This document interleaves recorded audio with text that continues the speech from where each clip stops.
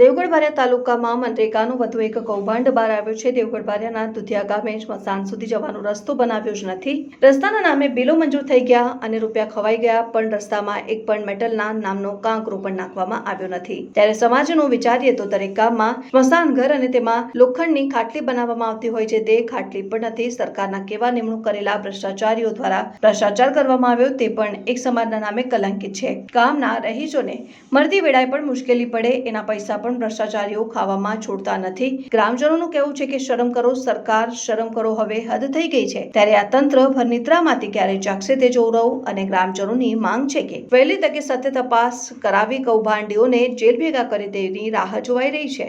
Reporter Saif Khan Pathan.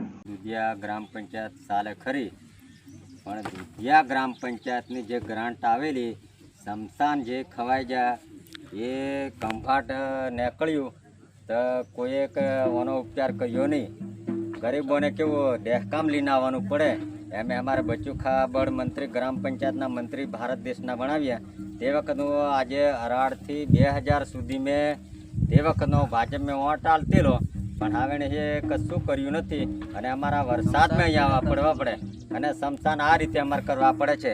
કોઈ આપણે સ્મશાન મેં કોઈ જગ્યાએ આવું બનાવેલું છે? ગમે તો ગુજરાત રાજ્યમાં જો આવું સ્મશાન કોઈ જગ્યાએ હોય તો કી બતાવો। અને પછી ખબર કેવું કે અને ગ્રાન્ટ અમથા સહી સિક્કા કરીને કે લોકોને ભોળે 300ની રૂપિયા આલીને ભેળવીને જીતી જા। તે વખત કેવું કે આ રીતે પાર્ટીનો નિયમ કર્યો, પણ હવે કેવું કે ભ્રષ્ટાચાર નીકળ્યો તે વખત આ રીતે અમારી પરિસ્થિતિ કરવા પડે છે। અમે કેવું ખેડૂતના દીકરા છીએ એટલે આવી પરિસ્થિતિ કરવા પડે છે। અમારે ખેડૂતના દીકરાને આવી પરિસ્થિતિ કરવા પડે એ રીતની વાત છે। અને હું છું વિનોદ કુમાર ભાઉભાઈ બારિયા। દેવગઢ બારિયા વિધાનસભામાં દુધિયા એક ગામ એવું છે કે એમાં તમામ સ્મશાન ગૃહ બનાવવામાં આવ્યા છે, પણ કોઈ જગ્યાએ સ્મશાન ગૃહ બનાવવામાં આવ્યા નથી।